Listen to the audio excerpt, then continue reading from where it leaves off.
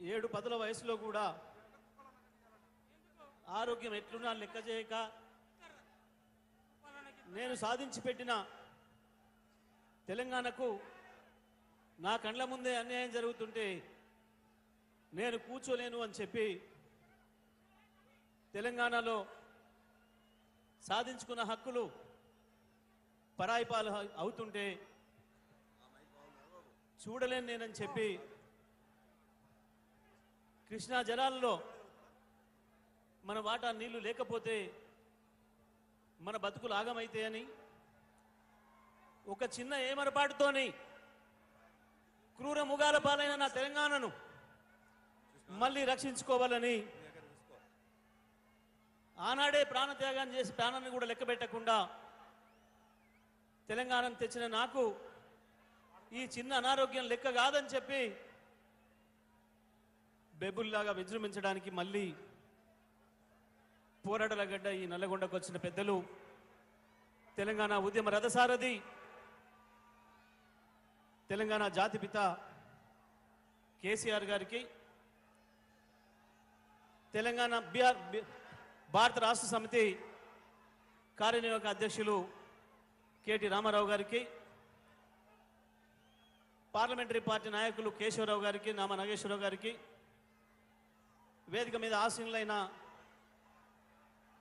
పెద్దలు ఉద్యమ సహచరులు హరీష్ రావు గారికి, ఇతర శాసనసభ్యులందరికీ, పార్లమెంట్ సభ్యులందరికీ, శాసన మండలి సభ్యులకు, మాజీ శాసనసభ్యులకు, వేదిక మీద ఉన్న ఉద్యమ సహచరులకు, ఈ కార్యక్రమంలో ఎంత ఎండ ఉన్నా లెక్క చేయకుండా లక్షలాదిగా తరలి వచ్చిన ఉద్యమకారులైన నా అన్నదమ్ములకు, అక్కాచెల్లెళ్లకు, మీడియా మిత్రులందరికీ నమస్కారాలు. ఏం జరుగుతుంది మళ్ళీ ఇవాళ? ఎందుకు వచ్చింది మనకి సమస్య? మళ్ళీ మండు టెండర్లు లెక్క పెట్టకుండా మరొక ఉద్యమానికి ఎందుకు శ్రీకారం చుట్టాల్సి వచ్చింది అన్న విషయాన్ని అన్నీ కూడా పెద్దలు కేసీఆర్ గారు వివరిస్తారు మనకు. దానికి ముందు ఒక మాట మనం మాట్లాడుకుందాం. ఈ మధ్యకాలంలో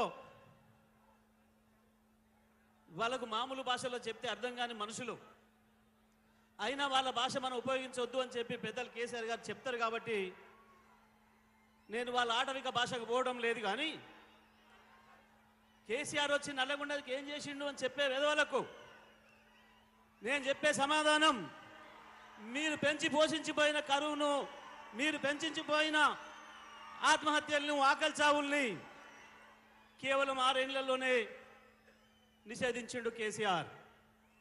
50 సంవత్సరాలు మీరు పెంచి పోషించి 2.5 లక్షల మందిని బలి తీసుకున్న ఫ్లోరోసిస్ మహమ్మారిని 6 ఏళ్లలోనే తరిమి కొట్టిండు కేసీఆర్.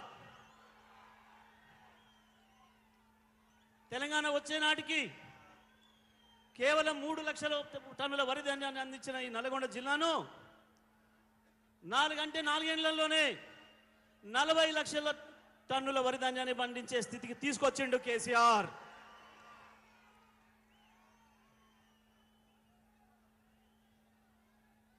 కొంతమంది చెత్తనాయలు మాట్లాడుతున్నారు, కేసీఆర్ వచ్చినాక ఖరాబ్ అయింది, మేము వచ్చి మారుస్తాం. ఏం మార్చిండ్రు? మార్స్తూనే ఉన్నారు. కేసీఆర్ ఇచ్చిన 24 గంటల కరెంటు మాయం చేస్తున్నారు. కేసీఆర్ ఉమ్మడి జిల్లాలో 10 లక్షల ఎకరాలకు ఇచ్చిన నీళ్లను మాయం చేసి ఇప్పటికే 6-7 లక్షల ఎకరాలకు తెచ్చిండు. కేసీఆర్ ఏం తెచ్చిండో ఒక్కసారి లెక్కలేసుకుంటే అర్థమవుతుంది. చూడాలనుంటే కనబడుతుంది, వినాలనుంటే వినబడుతుంది. కానీ మేము చూడం, మేము వినం, మేము అబద్ధాలే మాట్లాడతాం.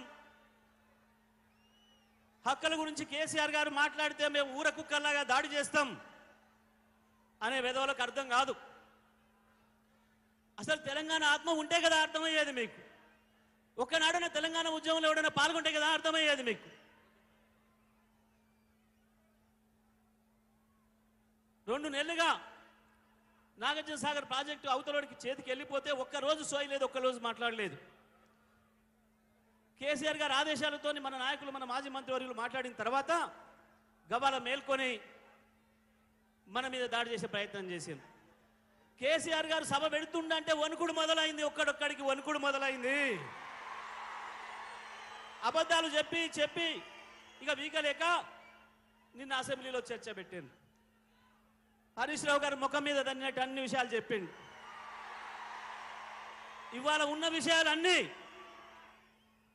గత 60 ఏళ్ళు ఏం జరిగింది, ఈ 10 ఏళ్లలో ఏం చేసిన అనే విషయాలు అన్నిటిని చెప్తూ రేపటి మన కర్తవ్యాన్ని బోధించడానికి వచ్చిన పెద్దలు, మన అధ్యక్షులు, మన రథసారథి కేసీఆర్ గారిని మాట్లాడాల్సిందిగా విజ్ఞప్తి చేస్తా ఉన్నాను.